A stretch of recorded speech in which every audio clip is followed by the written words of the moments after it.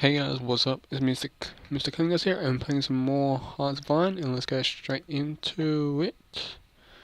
Let's pause because I don't know what is wrong with my game, but the icons won't show up anymore. So I'm going to have to go by ear. Are we running out of any sort of material? Nope. Okay, cool. Um, don't have that many. Actually, I'm I'm going to go and build military factories because they'll be a lot more useful currently as things are getting hot in Europe. So let's go with that. Same as my docks. Also, I got a military leader that also allows me to build military stuff faster, I'm pretty sure. Yes, it does. Okay.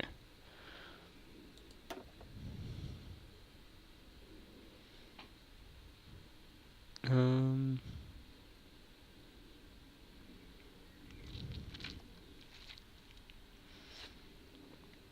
Hmm. Converting civilian to military factory costs 20. That would not be that very bad for some areas. But anyway, let's unpause it. What can I actually do? Oh, they moved this icon over.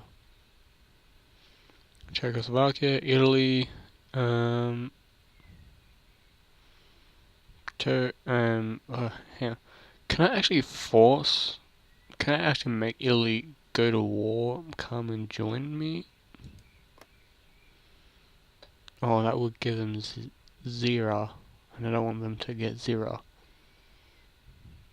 Well, if I take zero back from them, but no, I'm pretty sure.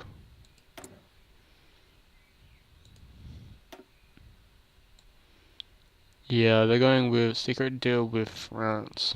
Yeah, yeah, they're 100% North Alps fortifications. Okay, that's around here. Okay, so I'm pretty much making this impossible to break through, but not impossible, just harder to punch through. Now there's mountains all the way through here.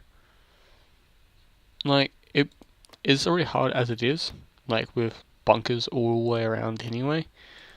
It's just and plus a mountain region, so it's gonna be a little bit more difficult with like trenches and stuff. So yeah. Also, war is pretty imminent now. We're in 1913 now. So yeah.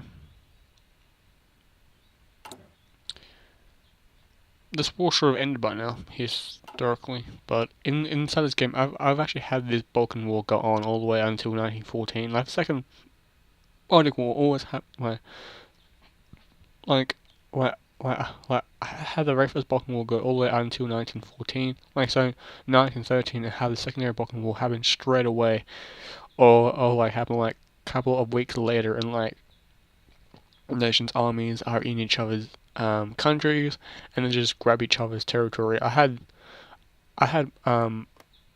Serbia have troops in this nation because of fighting here, and like they had troops inside the capital and capitulated them out. It was like, oh whoa, okay, because like they had troops placed all around here. They had troops scattered all throughout here, all exiled troops, and like they had this train line of troops, and like when the war happened, it just capitulated out Bulgaria straight away, and I could go to war because it wasn't a white peace. It was a completely it was a surrendering type of thing. It was like, well, I can go to war with Serbia. I was playing as Romania as well. I didn't join the war. I declined on it. I was like, no, it's just one little province, like two little provinces, it's nothing major. And I turned my back on the Russians, and I went and I joined the Austro-Hungarian Empire. It was like, huh, screw you, Russia. I'm going to help out the Austro-Hungarian Empire. Ooh. We need more men. That's what I've figured out. We need more men. We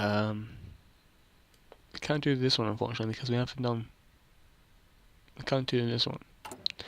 Another thing that I find quite interesting is, god damn it, is that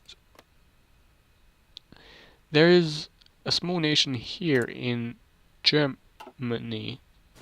It's the Kingdom of Bulgaria. I mean, of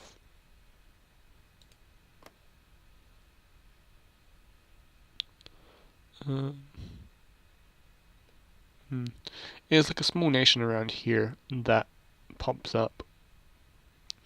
So yeah, that's kind of weird. I think it's a small nation in Germany, like a kingdom, but gets annexed pretty quickly. Anyway, and there's territory here now, like Tunisia is also now a nation as well. Same as over here as well, as you guys will probably couldn't tell with me freaking out about it. But it's like to me it was like a holy crap moment. Because they got tons of units on the border. I'm pretty sure they're like the war's over. So, hence everything goes. Man, this cough.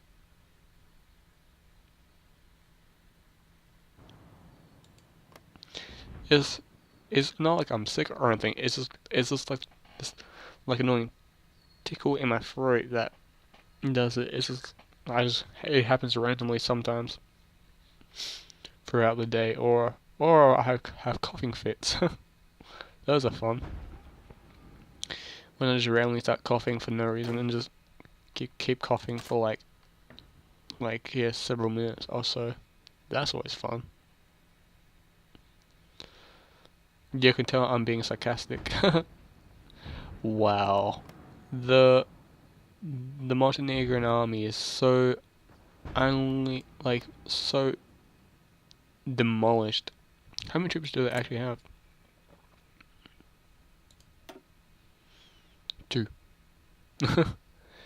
And they probably would send them onto the border or protect the capitals around here somewhere.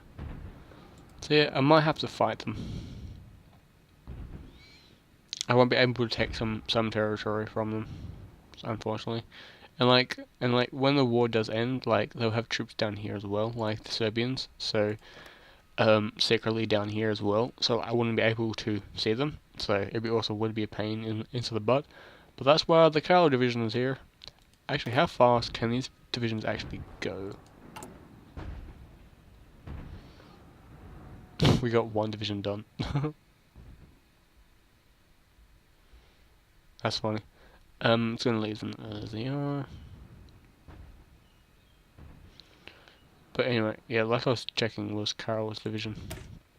How fast can they go? 4 kilometers. And without that, they will go at a speed of 4 kilometers.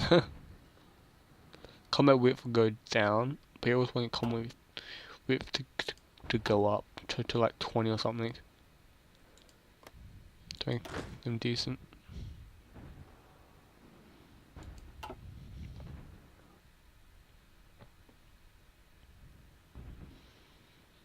If I want to make every single one of these divisions just that crappy training unit,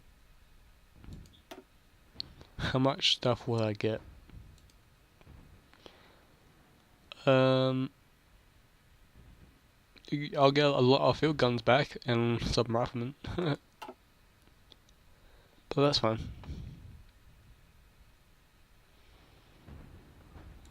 Actually, with these crappy divisions, I'm going to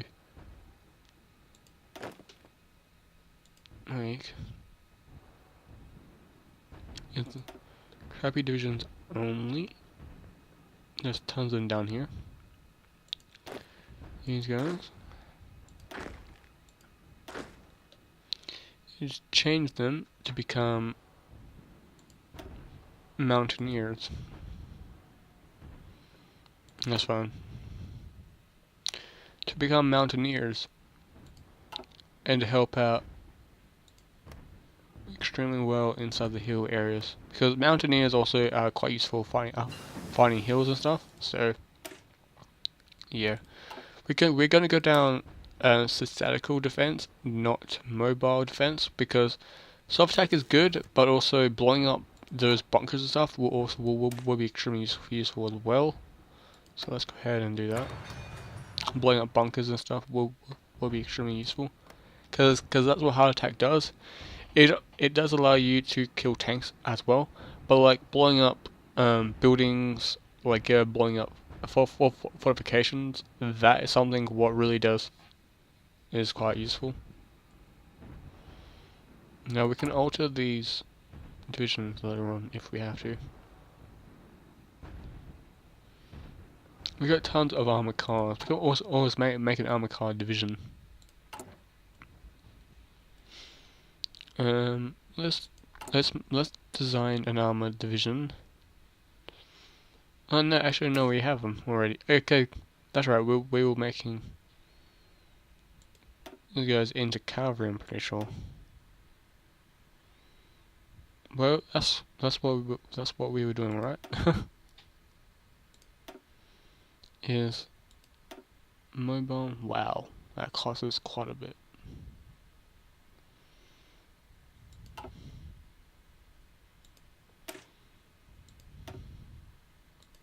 Yeah, that price, man. Because if I do this, the speed goes up quite a bit.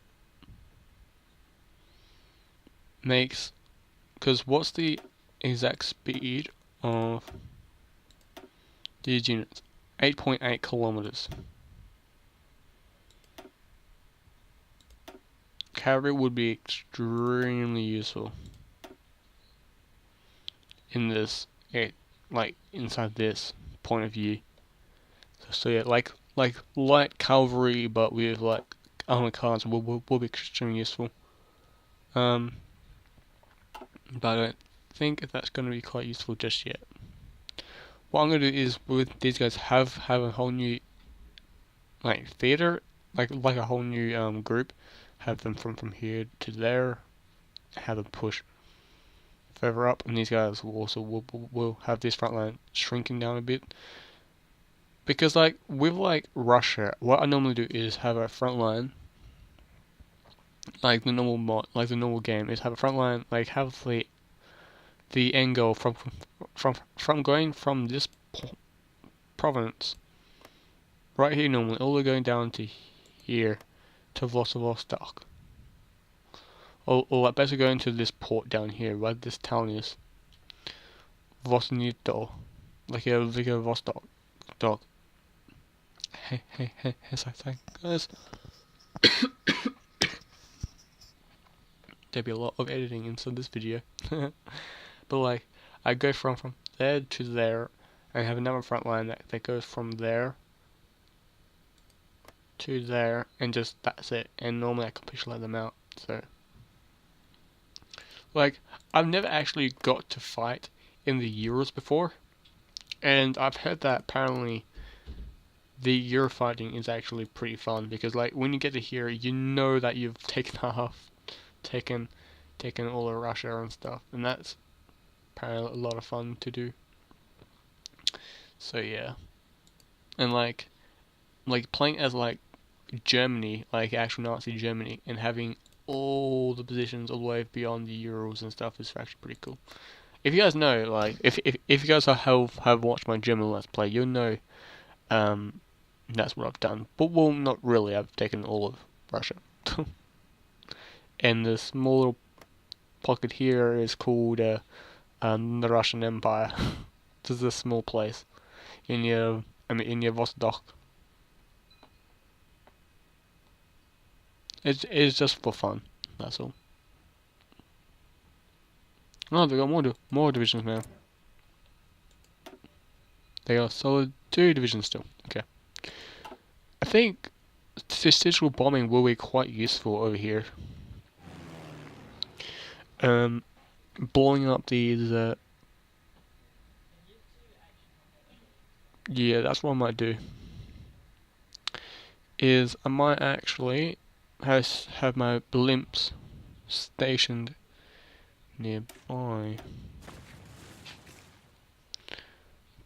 Can my blimps reach from there? Where are my blimps? I think my blimps are somewhere. Where are they based at?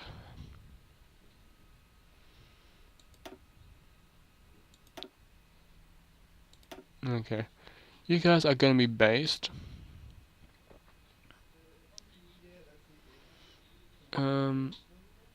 Over here. And attack around there. Attacking Serbia. What I do need to do is make airfields. Is that a thing that I can do? Okay, build Russian. Okay, no, we know that's airfields on the Russian front.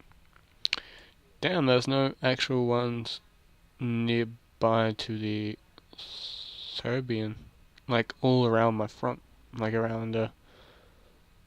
What about if I do this?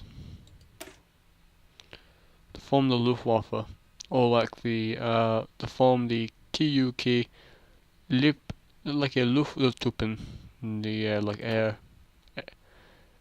troop.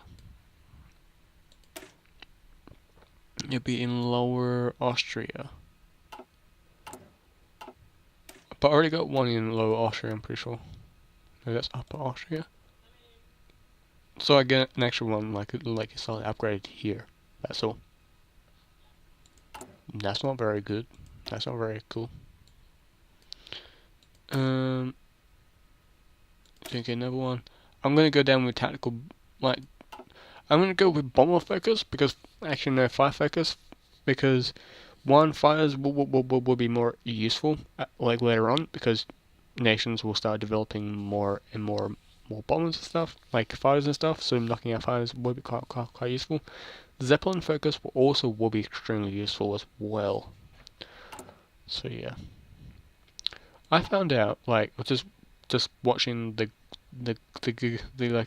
good old Great War channel that Owen Roman wanted to build Zeppelins. He wanted to become he wanted to help out inside the Zeppelin factories, where they build these Zeppelins at. But his father told him to join the army, and that's what he did. He joined the army, and everything has become legend. As one awesome man has done some crazy things. His name is now the most known thing inside war history. So that's always cool. He's something of a legend now.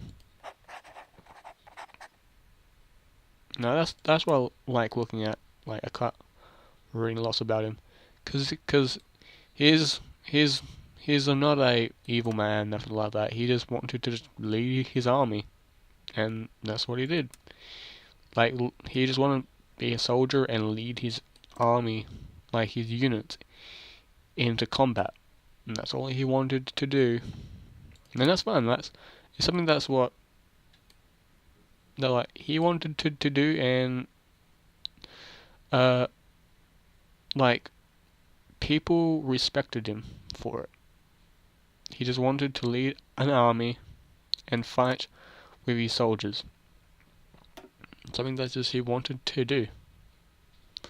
And people just say, "Oh, he's still a Nazi." Nope, he's not a Nazi. He never joined the Nazi party, and he never allowed any SS units into his under his command. He never did, and he was feared, and so he was frightened in himself that if he got to Palestine and like Israel and places there, because there's a big Jewish population there. Also during World War II, he was feared that the SS divisions would be sent to him, like there will be an SS division based around that. So he wanted to win the war, but he never wanted to actually get to Palestine. He was not very wanting to go there, like go that far. And I understand, because he didn't want to be a war criminal. And legends have come that he was in the plot to kill Hitler. Maybe he was. We just don't know. We weren't in his mind at that time during World War II. And if he did, I don't mind. And if he didn't, I don't care.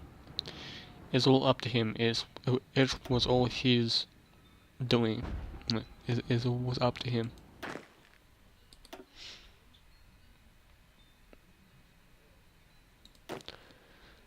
And he adored Australian troops, and also New Zealanders as well, quite a bit, because how he looked at countries is like Australia and New Zealand have had pretty good history in combat wise. We are pretty tough. We're pretty decent inside combat. We're not that.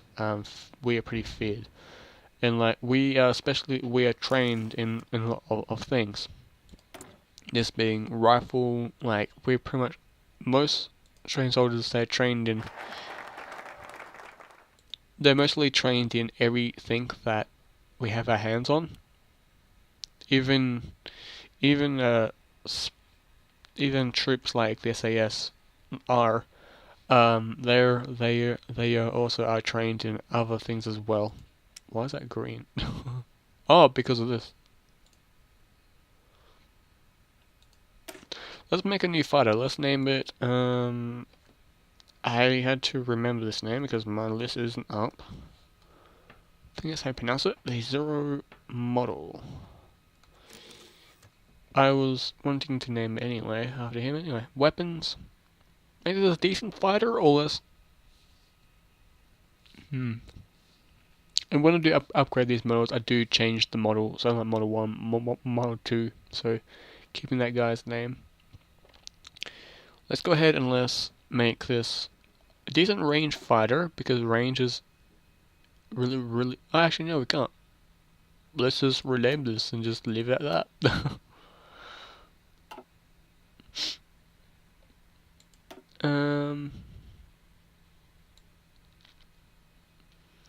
We needed the manpower, so let's do that. And that's why I wanted to go down here as well.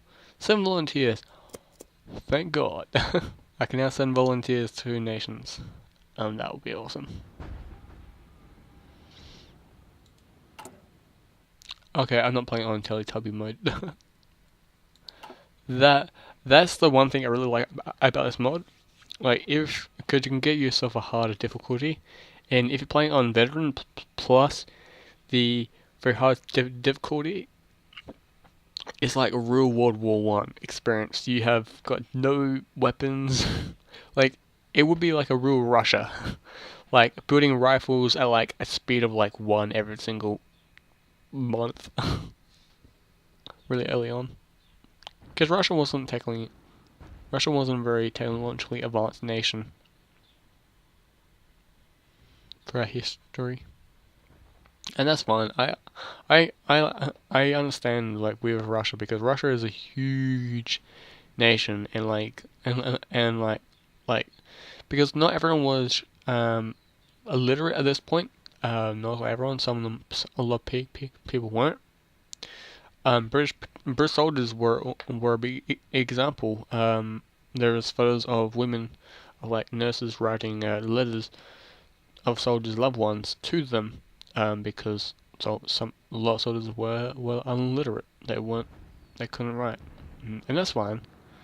They wanted to serve their country. That's what they did. Even taking the ultimate sacrifice to just not able to write properly. That's fine. How big is the German Navy at this particular point? They're doing the exact same as me. 212 ships. They got a big air force. Holy crap. What about the French air force? Yeah, that's not an air force. Okay, the British have got a pretty decent sized air force now. And what about the Serbians? 0. The Montenegrin? If the Montenegrin had like an air force, that would be funny as well. I was saying, oh, you cute little country. You got a nation. They got some ships. They got a few ships actually. Greece. Greece has got a decent sized navy.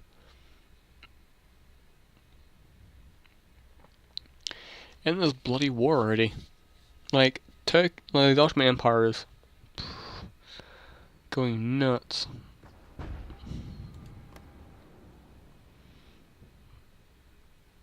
Like, is this the war that's going to start World War One?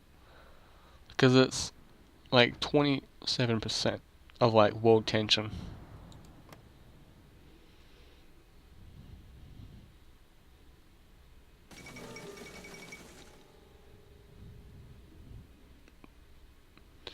Military coup has taken place in Mexico City, led by General Villalon. The military commander of the city, Miron, was vice principal of Gerson Malada Parisi Siddharthur. I pronounced that wrong. I'm sorry. I'm not a a Spanish speaking person. I don't know Spanish. I only know a bit of German, Japanese, and English, and some Latin as well. Like Act Victorium, everything to do with victory, like Act Victorium, Prima Victoria, Amaderosti.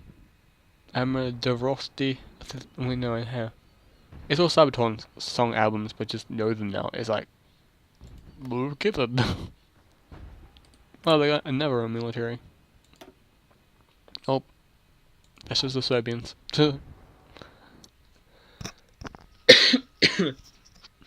Oh, we are way over in this episode. But anyway, guys, thank you guys so much for watching. If you guys want to see more of these, please let me know in the comments below. And I'm going to play a bit more of this to just get you a particular good point. But anyway, guys, thank you guys so much for watching. If you guys want to see more of this, please let me know in the comments below. And if you're new to the channel and if you're wanting your name to be chosen as one of the, like, as a ship, anything really now, just subscribe and have your name, if you want your name to be chosen, like to be used, not be chosen, to be used, also have your subscription box thing public so I can actually see your name. If you don't have that enabled, I can't actually see your subscriptions. And I know that some people want to be private and want to keep their names hidden, and that's fine. But if you want your name to be used, you kind of need to have your name shown. So, yeah. But anyway, guys, thank you guys so much for watching, and as always, ciao for now. Bye.